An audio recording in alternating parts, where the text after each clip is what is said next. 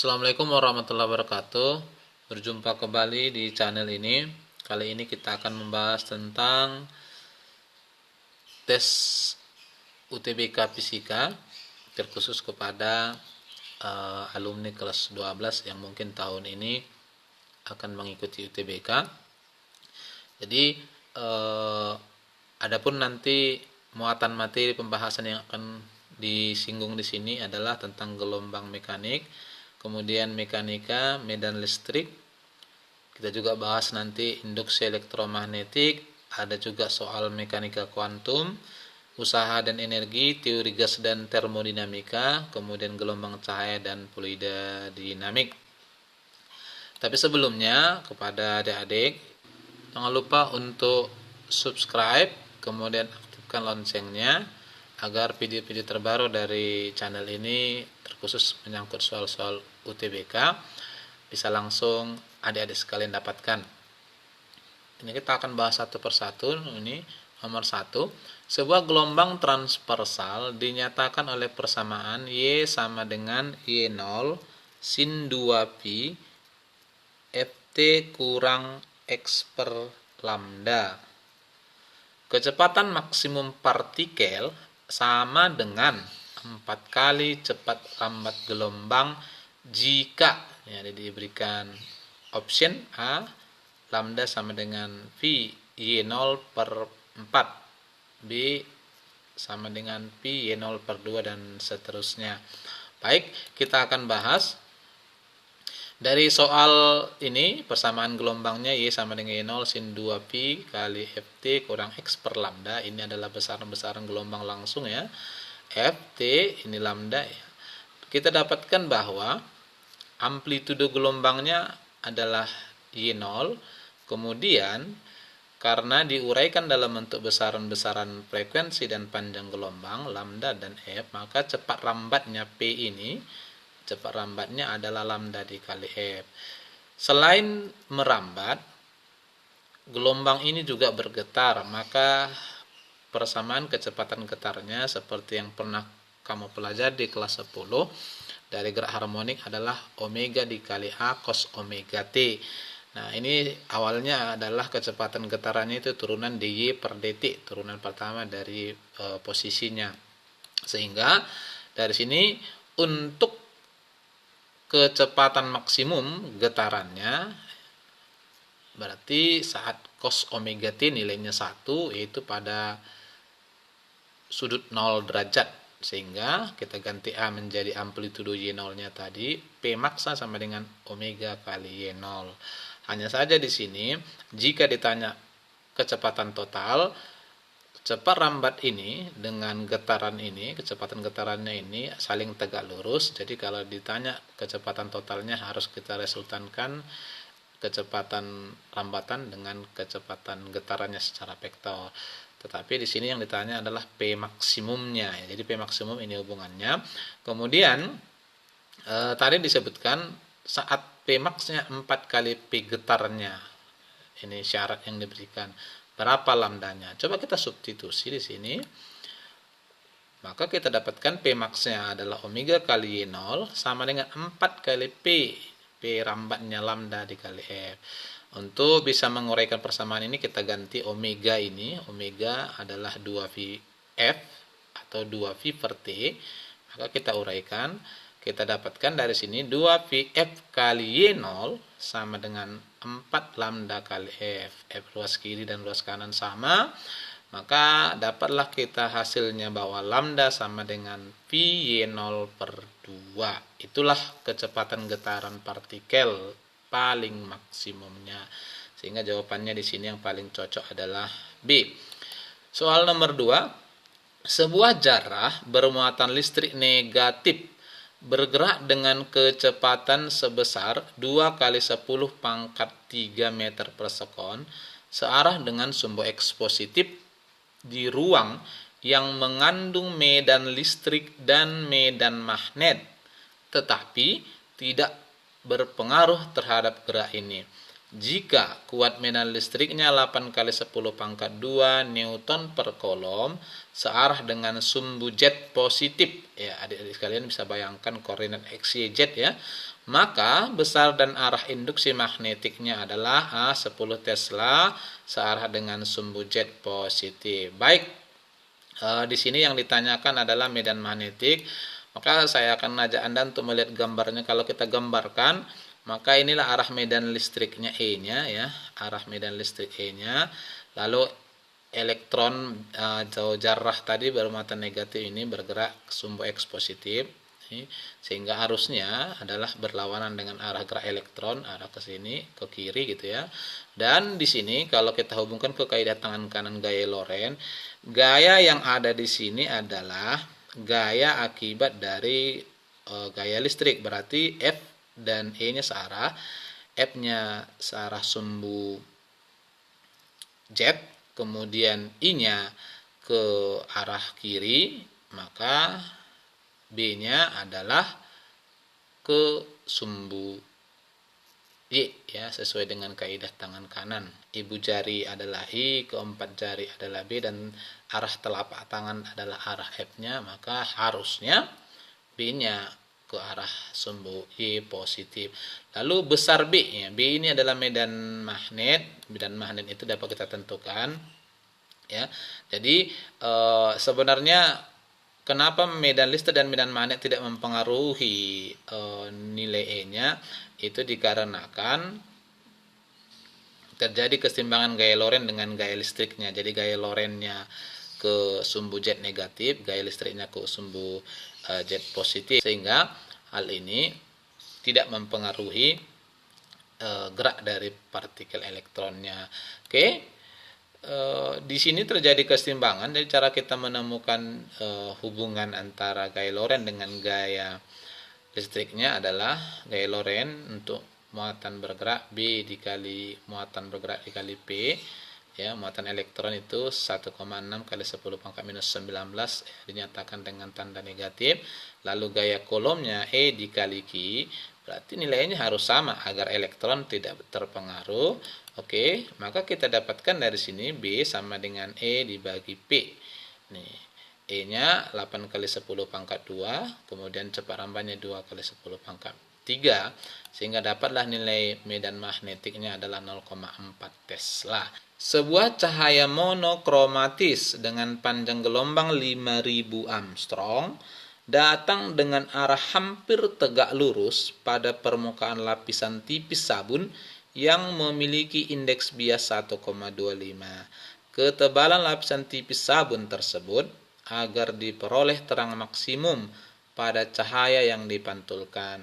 Maksud dari terang maksimum di sini adalah terang pusatnya ya. Terang pusat ini adalah peristiwa interferensi.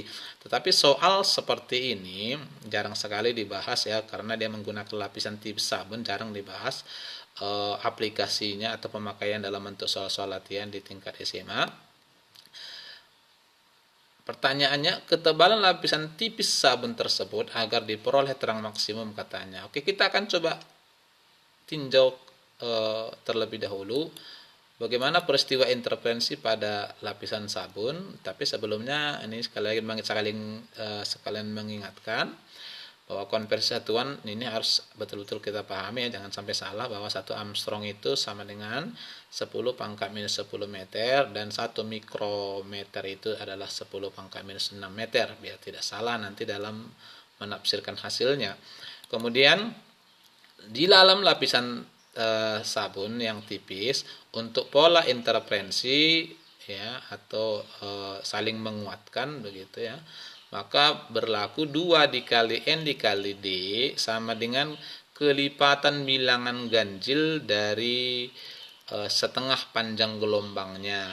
Ini M tambah setengah, ini adalah bilangan ganjil, atau bisa juga 2N tambah 1 kali setengah lambda, atau 2N kurang 1 kali setengah lambda ya. Itu adalah pola-pola bilangan ganjil ya, tergantung bagaimana adik-adik sekalian memahaminya.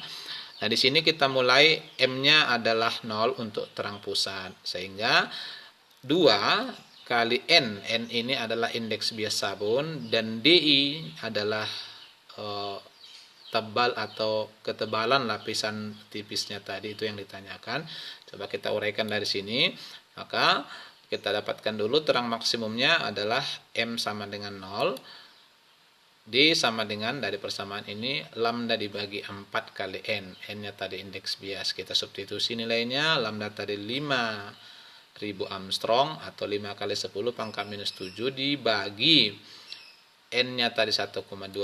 Maka dapatlah kita bahwa ketebalan lapisan tipis sabun itu adalah 1 kali 10 pangkat minus 7 meter. Kita ganti ke satuan yang disediakan, maka dikali 10 pangkat 6 ya, dari meter ke mikro, hasilnya 0,1 mikrometer atau 0,10 ya. Jawabannya adalah, jika sebuah partikel yang massa diamnya M bergerak dengan kelajuan 3/5C, maka pernyataan berikut yang benar adalah, ini adalah soal bentuk UTBK asosiasi ya.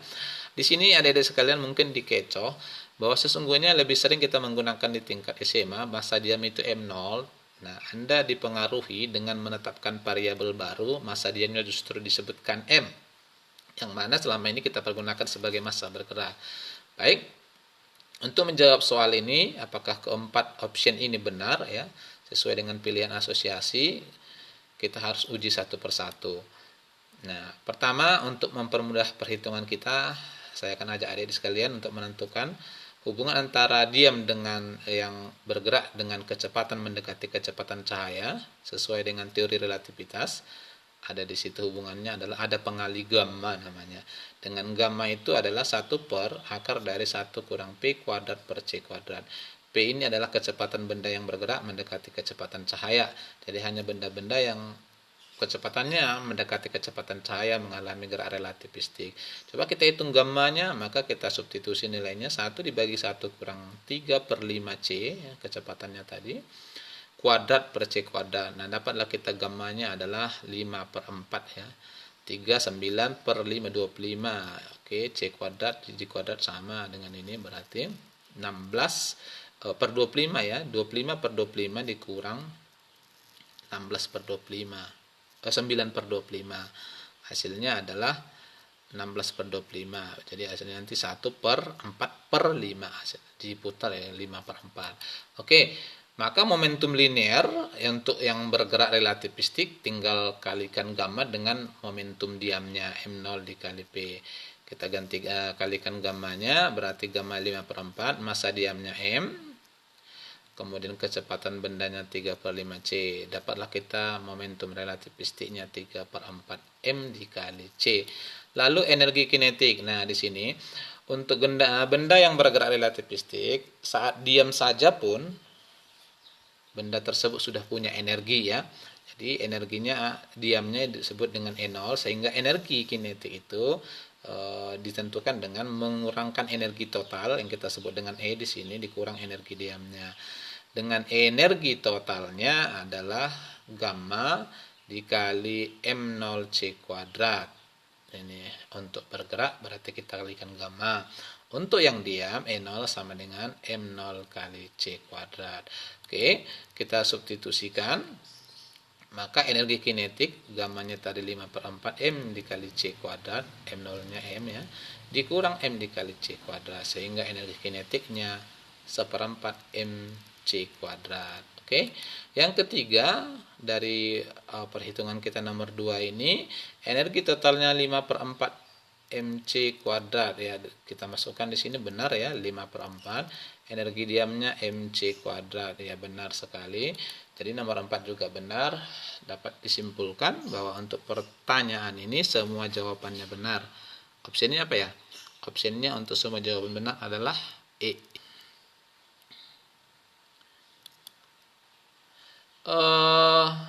Konstanta pegas dari suatu pistol mainan anak-anak adalah 100 Newton per meter sebelum ditembakkan dengan arah vertikal ke atas. Peluru bermassa 10 gram mampu menekan pegas sedalam 20 cm. Berarti pegasnya itu tertekan ya, delta X-nya berarti itu maksudnya. Ketinggian maksimum yang dicapai peluru setelah ditembakkan adalah A 10 meter dan seterusnya. Oke. Di sini berarti terjadi perubahan ya, energi dari pegas, energi potensial pegas ke energi potensial gravitasi. Nah, energinya tadi diubah. Jadi energi potensial pegasnya nanti akan perlahan-lahan berkurang sampai nanti mencapai ketinggian maksimum. Kita pastinya kalau soalnya seperti ini menggunakan hukum kekekalan energi mekanik, bahwa energi potensial pegasnya berubah menjadi energi potensial gravitasi. Oke, energi potensial pegas apa? Setengah K dikali delta X kuadrat. Sama dengan energi potensial gravitasi mgh. Ya. Ini delta X-nya yang mana? Nah, saat pegasnya ini, saat pelurunya dilepaskan, berarti berubah energinya menjadi energi potensial, energi kinetik terlebih dahulu, lalu kemudian perlahan-lahan menjadi energi potensial seluruhnya. Maka delta X-nya itu adalah 20 cm. Jadi sini delta X-nya adalah 20 cm dari posisi tertekan kembali ke posisi awal. Baik, sehingga dari hubungan ini kita dapatkan H sama dengan K dikali delta X kuadrat per 2 mg. Ini berarti H sama dengan, kita substitusi nilainya 100 kali 2 kali 10 pangkat minus 1. Ini kita standarkan ya, 20 cm kuadrat dibagi 2 kali 10 pangkat minus 2, masanya tadi 10 gram. Jadi 10 pangkat minus 2. Lalu G-nya 10. Oke, dengan menghitung secara cepat, maka dapatlah kita bahwa ketinggiannya adalah 20 meter. Jadi jawabannya adalah besar kecepatan suatu partikel yang mengalami perlambatan konstan ternyata berubah dari 30 meter per sekon menjadi 15 meter per sekon setelah menempuh jarak sejauh 75 meter. Partikel tersebut akan berhenti setelah menempuh jarak lagi sejauh. Nah, artinya di sini dari 30 sampai 15 meter partikel masih punya kecepatan dan belum berhenti. Namun kita bisa lihat bahwa partikel mengalami perlambatan. Baik, ini tentang mekanika klasik ya. Ada 3 persamaan dalam GLBB yang ada di sekalian, perlu sekali untuk paham. Yang pertama itu adalah P di kecepatan akhir sama dengan kecepatan awal P0 tambah percepatan kali waktu. Ya, ini mungkin panjang lebar bisa dijelaskan, tapi kita ambil intisarinya saja. Lalu jarak tempuh akhir ST sama dengan jarak tempuh dari kecepatan awal tambah jarak tempuh dari percepatannya ini, sehingga P0 dikali T tambah setengah AT kuadrat. Dan untuk yang ketiga, kecepatan akhir dikuadratkan sama dengan kecepatan awal kuadrat tambah 2AS. Ini kalau perlambatan, kalau percepatan. Kalau perlambatan nanti adik sekalian kurangkan. Inilah modal dasar bagi adik sekalian untuk membahas tentang soal-soal yang berkaitan dengan GLBB, ya, baik itu grafik maupun soal cerita seperti ini. Oke, kita lihat sepertinya kita akan mempergunakan persamaan nomor 3 ya, dengan besar-besar ini kita lihat hanya nomor 3 yang memungkinkan. Nomor 2 di sini kita punya masalah di waktu. Oke, kita coba cari dulu A-nya dari persamaan nomor 3, berarti A sama dengan PT kuadrat kurang P0 kuadrat per 2S. Dari 30 menjadi 15, partikel menempuh jarak sejauh 75 meter, berarti kita hitung A-nya dari situ, nanti itu juga kita terapkan pada peristiwa berikutnya. Oke, kita dapatkanlah A-nya 15 kuadrat, kecepatan akhirnya ya, dikurang 30 kuadrat per 2 kali 75. Kita dapatkan perlambatannya ini adalah minus 4,5 meter per sekon kuadrat.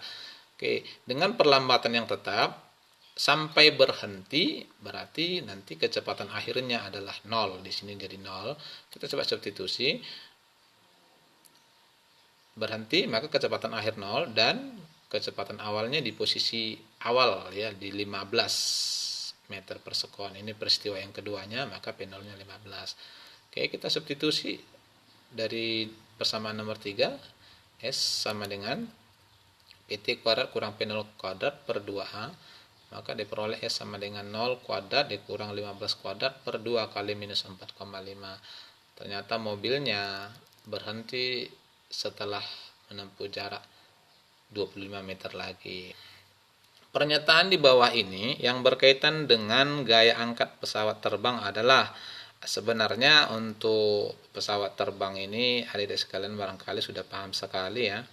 Yang jelas agar sebuah benda bisa naik, tekanan di atas itu harus lebih kecil. Kalau lebih besar nggak akan bisa naik.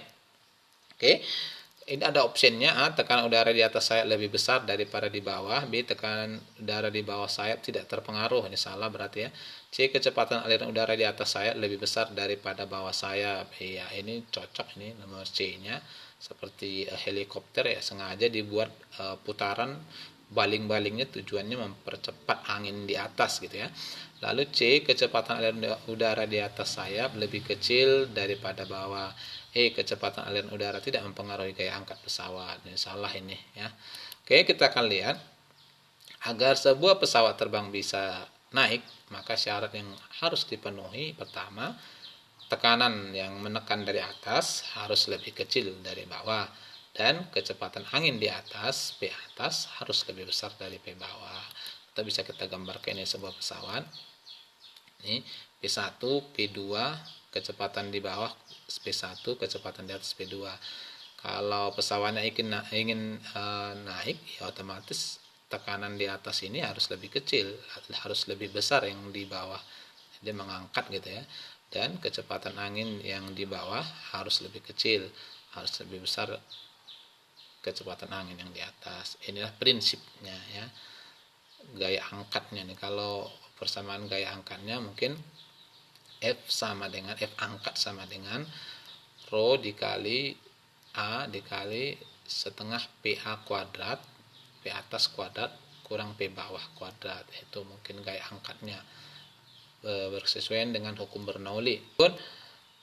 Air terjun setinggi 20 meter dimanfaatkan sebagai pembangkit listrik tenaga air atau PLTA.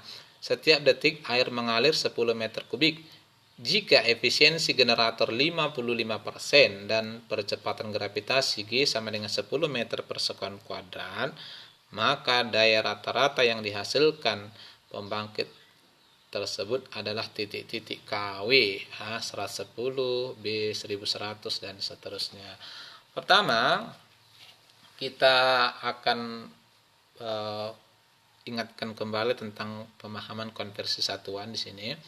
Ya, adik sekalian paham barangkali 1 desimeter kubik air, khusus air ini air murni adalah 1 kilogram. Dalam hal ini, maka 10 meter kubik air itu sama dengan 10 ton atau 10.000 kilogram. Itu pertama yang perlu dipahami di sini.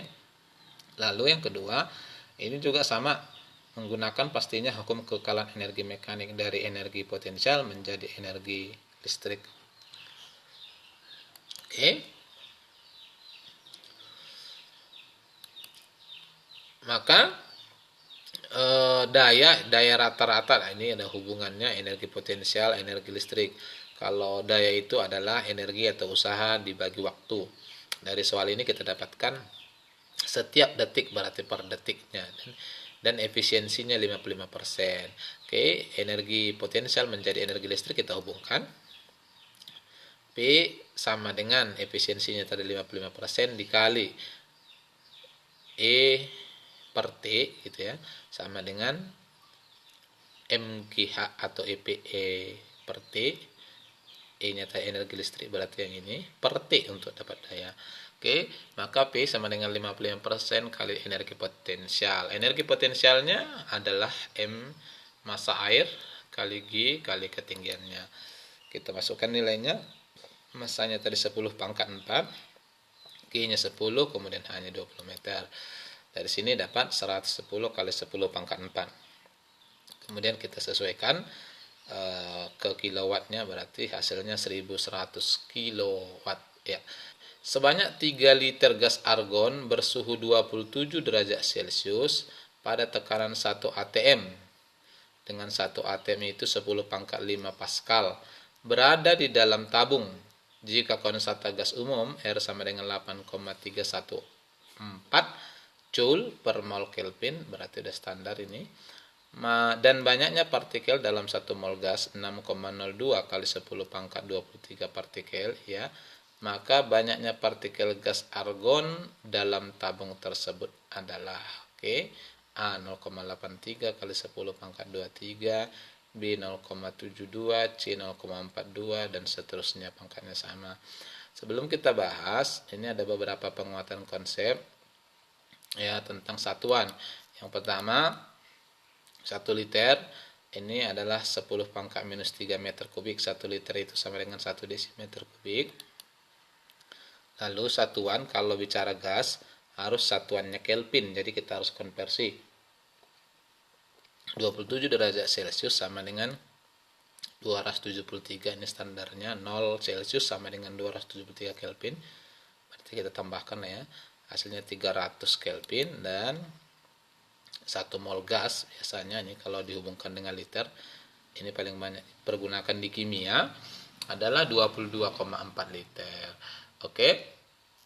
Persamaan umum gas adalah yang perlu kita ingat, P dikali P tekanan volume sama dengan N RT. N itu mol, R tetapan umum gas, dan T itu adalah suhunya, satuan Kelvin.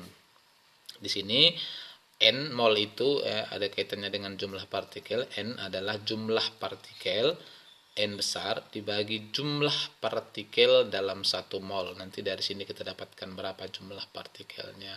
Kita masukkan ini ke persamaan, maka persamaan atas ini bisa kita ubah menjadi P dikali N0 sama dengan nRT ya, sehingga dari sini N sama dengan P dikali Pn0 per RT. Oke, kita substitusi nilainya. P nya 10 pangkat 5 standar, kemudian volumenya 3 kali 10 pangkat minus 3, N0 nya tadi ada 6,02 kali 10 pangkat 23, R nya 8,314 kali 300 itu suhunya. Maka dapatlah jumlahnya adalah ini, berarti pangkat 23 tetap 3 dengan 3 ya, tinggal menyesuaikan satuan pangkat saja, hasilnya 0,72. 6,02 dibagi 8,314 gitu ya, 0,72 kali 10 pangkat 23 partikel, berarti itulah jumlah partikel yang ada di gas tersebut. Suatu partikel bermuatan listrik dilepaskan dari keadaan diam pada suatu daerah yang dipengaruhi medan listrik dan medan magnet. Gerak partikel ternyata membentuk lintasan lurus, berarti partikelnya tidak terpengaruh. Walaupun ada di sana medan listrik dan medan magnetnya. Oke, kita jawab. Medan magnet dan medan listrik, medan magnet disimbolkan B, medan listrik disimbolkan E. Dengan hubungan tadi di depan kita pakai, B sama dengan E per P. Itu bisa terjadi apabila tidak terpengaruh ya, apabila tadi gaya Lorentz-nya sama dengan gaya, sehingga tidak ada gaya yang mempengaruhi dari gerak partikel ya. Adik-adik sekalian barangkali masih ingat ketika bicara tentang fisika inti, fisika atom, kalau sinar alfa bermuatan positif dia dibelokkan ke kiri, sinar beta bermuatan negatif dibelokkan ke kanan pada medan magnet, sementara sinar gamma tidak bermuatan bergerak lurus. Nah, kira-kira begitu maksudnya. Oleh karena itu, kalau ada sebuah partikel yang bergerak di dalam medan magnet dan medan listrik, tetapi gerakannya tidak dipengaruhi oleh medan magnet dan medan listrik, maka itu hanya bisa terjadi jika gaya Lorentz-nya sama dengan gaya Coulombnya. Jadi jawabannya di sini yang paling cocok adalah C ya. Yang berikut, keberadaan tingkat energi di dalam atom dapat ditunjukkan secara langsung dengan pernyataan. Oke. Nih. A. Atom dapat memancarkan spektrum garis. Benar nggak sih? Ya.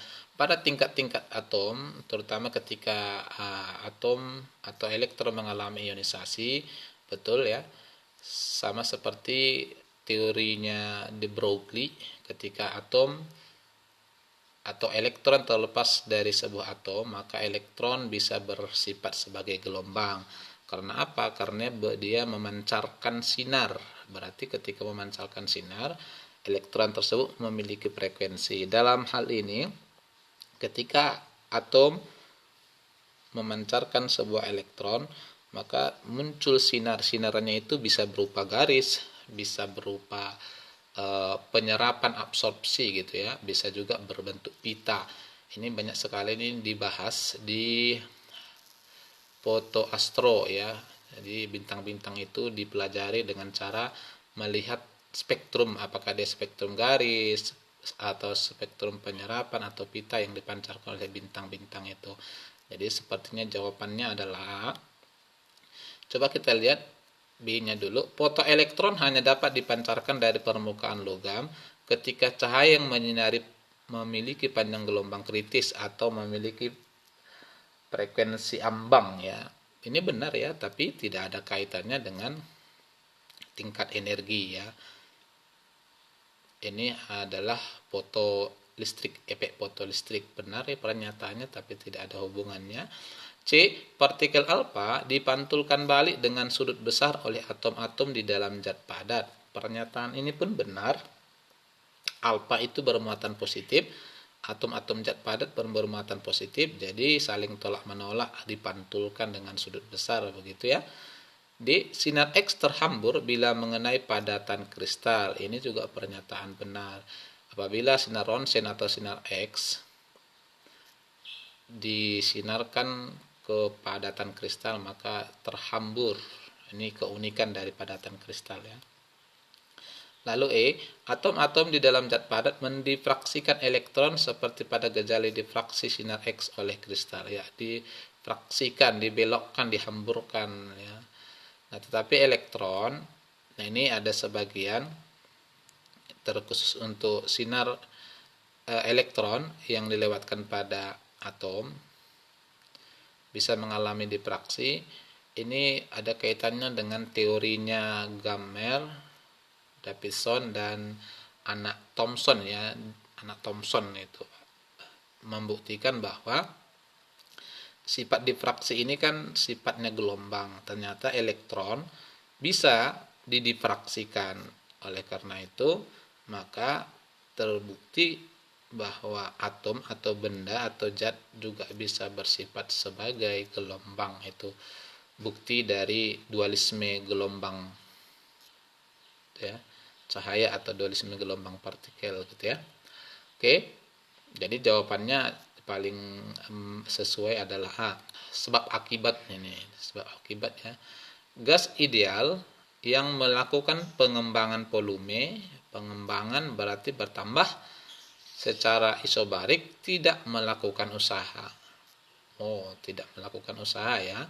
Sebab usaha yang dilakukan gas ideal ketika mengembang sebanding dengan perubahan tekanan gas. Oke, kita akan coba lihat di penyelesaian soal-soal seperti sebab akibat ini yang paling penting untuk adik-adik pahami barangkali adalah tema di pernyataan pertama dengan pernyataan kedua nih. Pernyataan pertama, gas ideal yang melakukan pengembangan volume secara obat tidak melakukan usaha. Jadi sini adalah melakukan usaha, usaha yang dilakukan gas gitu ya, usaha yang dibahas, ini juga usaha yang dilakukan gas ideal, berarti ini kalau benar dua-duanya ada hubungan sebab akibat. Kita coba hubungkan lagi dengan persamaan umum gas tadi ya, P dikali P sama dengan nRT. Untuk N atau jumlah molnya tetap, maka P dikali P per T sama dengan konstanta. Inilah persamaan umum gas. Karena di gas itu ada 3 besaran utamanya ya. Tekanan P, volume dan suhunya konstan. Maksudnya. Nah, akibatnya kalau P per T ini konstan, maka ada 3 yang bisa dijaga tetap, 2 mengalami perubahan. Pertama, tekanannya kita jaga tetap, kita sebut isobarik, sehingga yang ada adalah volume per suhunya. Keadaan pertama P1 per T1 harus sama dengan keadaan kedua P2 per T2 karena nilainya tadi konstan. Ini mengembang berarti volume bertambah. Maka konsep usaha kalau ada sekalian ingat adalah asalkan volumenya berubah maka ada usahanya. Benar ya? V sama dengan P dikali delta P. Oke, itu proses termodinamika pertama. Proses yang kedua adalah isokorik atau isovolumenya. Jadi kalau volumenya tidak berubah atau tetap, iso itu sama atau tetap, maka usahanya jelas nol. Kalau yang ketiga adalah isotermal. Ya, isotermal ini berarti suhunya dijaga tetap, maka volume dan tekanannya berubah. Volume dan tekanan selalu berbanding terbalik. Kalau volumenya ditambah, tekanannya diperkecil. Sebaliknya, volumenya diperkecil, pasti tekanannya bertambah. Dalam hal ini, volume berubah, maka pasti ada usahanya, gitu ya. Sehingga gas ideal yang melakukan tadi disebutkan tidak melakukan usaha salah. Usaha yang dilakukan gas ideal ketika mengembang sebanding dengan perubahan tekanan gas, ya. Ada perubahan tekanan gas. Karena ini isobarik dan di sini sebutkan perubahan, berarti pernyataan kedua salah. Namun kalau perubahan ini dihilangkan, bisa benar pernyataan keduanya. Oke, pernyataan pertama salah, kedua salah, maka jawabannya adalah E. Berkaitan dengan gas ini ada beberapa yang perlu untuk adik-adik sekalian ingat juga, ya. Ini sering juga ditanya tentang persamaan tekanan.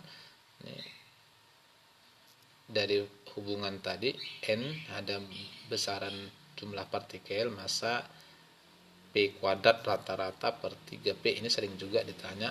Atau kecepatan rata-rata P root mean square, ini sering juga ditanya. Akar dari 3 kT per M, K itu konstanta Boltzmann 1,38 kali 10 pangkat minus 23. Ini juga di UTBK, SNPTN, UTBK atau SMPTN, SMNPTN atau apapun namanya sering ditanyakan. Oke, yang berikut ini seberkas gelombang tsunami yang terbentuk di laut dalam arah penjalarannya membentuk sudut psi dengan garis pantai. Semakin dekat dengan pantai, sudut psi akan bertambah besar. Ini adalah gelombang mekanik pada tsunami. Sebab gelombang tsunami merupakan gelombang permukaan air laut. Semakin dangkal dasar air laut, maka semakin kecil kecepatan gelombangnya, sehingga dalam perjalanannya menuju pantai, gelombang ini dibiaskan mendekati garis normal, yaitu garis tegak lurus garis pantai. Oke, kita lihat dulu yang pertama. Baik itu gelombang mekanik maupun gelombang cahaya, prinsipnya sama saja. Jika masuk dari medium renggang ke medium rapat, dari udara misalnya ke air seperti ini, maka dia dibiaskan atau dibelokkannya mendekati garis normal. Di sini theta R itu adalah sudut bias, selalu lebih kecil dari theta I, sudut datang. Sebaliknya kalau dari daerah yang lebih rapat, berarti dari bawah misalnya, nanti akibatnya adalah sudut datang lebih kecil dari sudut biasnya. Oke, maka pembiasan atau pembelokan arah lambat gelombang mekanik, misalnya tadi tsunami, dari dalam ke dangkal, kecepatannya berkurang, jelas kecepatannya semakin berkurang, sudut bias semakin kecil. Nah, karena apa? Karena perbedaan massa jenis airnya. P dangkal itu selalu lebih besar dari P dalam. Jadi massa jenis yang di dangkal itu lebih besar dari yang di dalam. Lalu yang kedua, berlaku juga sin theta R bias per sin theta I sama dengan P2 per P1. Nah, di sini kita bisa hubungkan, misalnya kita maunya P2-nya. Berarti P2 sama dengan theta R lebih kecil dari P1, otomatis P2-nya juga akan semakin kecil, ya. Di sini juga sering dihubungkan P itu untuk gelombang adalah lambda dikali F. Jadi pernyataan pertama salah karena disebutkan di sini bertambah besar. Pernyataan kedua benar, ya. Semakin dangkal maka kecepatannya semakin kecil, betul ya. Dan psi atau sudut biasnya juga semakin kecil, iya. Jadi pernyataan kedua benar, salah benar, jawabannya C. Cahaya adalah gelombang elektromagnetik yang memiliki sifat-sifat: satu, memiliki gelombang medan listrik dan medan magnet. 2 merupakan gelombang longitudinal, 3 dapat dipolarisasikan, 4 rambatannya memerlukan zat antara. Oke. Untuk gelombang elektromagnetik kita bisa definisikan sebagai gelombang satu yang dalam perambatannya tidak memerlukan media atau perantara. Lalu yang kedua, gelombang elektromagnetik juga adalah gelombang yang merupakan perambatan medan listrik E dan medan magnet B, mengandung gitu ya, medan listrik dan medan magnet yang saling tegak lurus. Lalu tidak dibelokkan medan magnet dan medan listrik. Jenis gelombangnya adalah gelombang transversal ya, arah getar tegak lurus dengan arah rambatnya. Oke, dan yang terakhir dapat dipantulkan, didifraksikan, didispersikan, diinterferensikan dan dipolarisasikan. Ya, gelombang elektromagnetik itu ada 8 jenis ya, Garonul, Tamin, Mitira. Ini disusun dari frekuensi terbesar: gamma, ronsen, ultraviolet, tampak, inframerah, microwave atau radar, TV radio. Oke, kita koreksi. Gelombang yang mengandung medan listrik medan magnet benar, merupakan gelombang longitudinal. Salah, dia tadi gelombang transversal. Longitudinal itu adalah untuk bunyi dan slinky ya. Dapat dipolarisasikan, benar ya, cahaya bisa dipolarisasikan, cahaya tampak merah hingga kuning begitu ya. Kemudian rambatannya memerlukan zat antara, salah. Maka yang benarnya adalah 1 dan 3. Jawaban 1, 3 adalah iya. Gaya gerak listrik yang dihasilkan pada cincin kawat yang digerakkan dalam medan magnet bergantung pada 1. Diameter cincin, 2. Besar medan magnetik, 3. Arah penampang cincin, 4. Arah medan magnet. Gaya gerak listrik atau populer di apa ini disingkat GGL, ini kita coba lihat ya. Gaya gerak listrik atau GGL, epsilon simbolnya seperti ini, adalah N dikali D psi per dt. Psi itu apa? Psi itu kalau ada sekalian ingat adalah flux, jumlah garis-garis medan listriknya.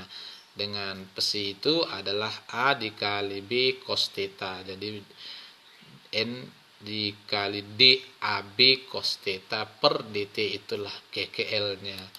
Oke, untuk jumlah lilitan yang tetap, maka GGL ini hanya dipengaruhi oleh 3 besaran ini, A, B, cos theta, yaitu luas bidang kumparan medan magnetnya, kemudian medan magnet B-nya, dan sudut putar kumparannya, theta. Kok jadi sudut putar? Sudut putar karena theta itu adalah omega dikali T. Jadi ini yang mempengaruhi. Untuk perubahan medan magnet biasanya itu dipergunakan sebagai prinsip transformator. Lalu untuk sudut putar itu digunakan pada prinsip generator atau genset dengan epsilon atau GGL-nya adalah N dikali A dikali B dikali omega. Oleh karena itu kita akan cek diameter cincin ya, tidak ada. Kalau untuk cincin yang digerakkan di dalam medan magnet berarti digerakkan ke kiri atau ke kanan di atas medan magnet gitu ya, maka GGL-nya itu tidak dipengaruhi oleh diameter cincinnya. Medan magnet ada nggak diameter cincin? Nggak ada ya. Medan magnet itu B sama dengan mu 0I per 2A. A itu apa? A itu adalah jarak listrik arus yang mengalir, jarak objek titik gitu ya, jarak titik dari tempat pengamatan. Jadi bukan jari-jari, A itu adalah jarak titik. Besar medan magnet benar ya, ada B di sini. Arah penampang cincin nggak ada, tadi dibahas di sini ya. Kemudian arah medan magnet ya. Kenapa arah medan magnet mempengaruhi? Karena arah medan magnet adalah vektor, tentu saja arahnya berbeda, nilai atau besarnya arah berbeda, besarnya mungkin tetap, tapi itu juga mempengaruhi. Masuk bidang dengan keluar bidang jelas berbeda maknanya, sehingga arah juga mempengaruhi medan magnetnya. Oke, Soal berikut, bila 0,24 gram zat yang mengandung karbon memerlukan 112 ml oksigen STP. Ini sepertinya soal kimia ya, soal kimia akan kita bahas pada pertemuan berikutnya. Jadi mungkin ini yang bisa saya sampaikan. Nah, kalau ada pertanyaan boleh di komen di bawah, nanti akan saya jawab. Sekali lagi jangan lupa untuk mengaktifkan subscribe dan loncengnya. Barangkali sebelum UTBK nanti banyak soal-soal yang bisa kita bahas secara bersama-sama. Demikian, terima kasih. Assalamualaikum warahmatullahi wabarakatuh.